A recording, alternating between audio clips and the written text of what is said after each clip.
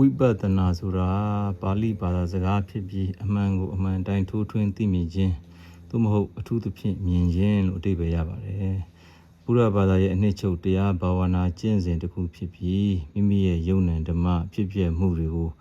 တတိနဲ့စောင့်ကြည့်ပြီးသစ္စာ၄ပါးတရားကိုမျက်မှောက်ပြုတဲ့နည်းလမ်းဖြစ်ပါတယ်။ဝိပဿနာတရားရဲ့အဓိကအနှစ်ချုပ်နဲ့အခြေခံသဘောတရားတွေကိုအလွယ်ကူဆုံးပုံစံနဲ့ခွဲခြားရှင်းပြပေးပါမယ်။ဝိပဿနာရဲ့အဓိကရည်ရွယ်ချက်ဝိပဿနာရဲ့ပန်းတိုင်ကတော့စိတ်ကိုအငြိအကျေးကိလေသာတွေကနေတန့်စင်ဖို့နဲ့ဒုက္ခခတ်သိမ်းငြိမ်းရာနိဗ္ဗာန်ကိုရောက်ရှိဖို့ဖြစ်ပါတယ်။လောကီအမြင်နဲ့ပြောရရင်တော့စိတ်ရဲ့တည်ငြိမ်မှုစိုးရိမ်ပူပန်မှုကင်းဝေးမှုနဲ့စစ်မှန်တဲ့ငြိမ်းချမ်းမှုကိုပြီးဆုံးနိုင်ပါတယ်။ဝိပဿနာဘာဝနာကိုမပွားများခင်မှာအခြေခံလိုအပ်ချက်၃ခုရှိပါတယ်။သီလကိုကျင့်သီလစင်ကြယ်ခြင်းအ ਨੇ ဆုံး၅ပါးသီလလုံခြုံခြင်းကစိတ်ကိုအပြည့်ကင်းစင်စေပြီးတည်ငြိမ်စေပါတယ်။တမာတိစိတ်ကိုတဏှာထဲမှာစူးစိုက်တည်ငြိမ်အောင်လုပ်ခြင်းဥပမာအာနာပါနခေါ်ဝင်လေထွက်လေကိုမှတ်ခြင်းပညာယုံနံတို့ရဲ့ဖြစ်ပျက်မှုကိုအမှန်တိုင်းခွဲခြားသိမြင်ခြင်းဒါကတော့ဝိပဿနာရဲ့တကယ်အနှစ်သာရပါပဲ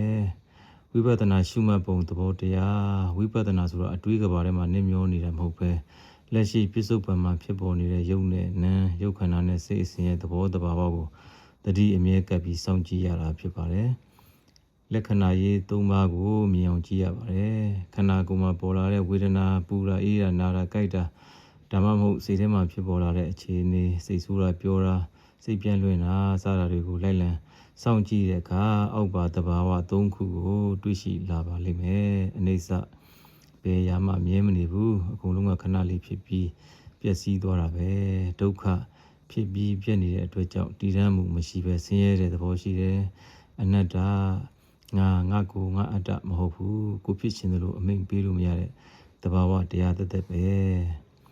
သမထနဲ့ဝိပဿနာရဲ့ကွာခြားချက်သမထကစိတ်ကိုငြိမ်းချမ်းအောင်တခုတည်းသောအာယုံဥပမာဘုရားကုံတော်ဝင်လေထွက်လေပေါ်မှာပဲစူးစိုက်ထားတာဖြစ်တယ်စိတ်တည်ငြိမ်မှုကိုပြီးတော့လဲ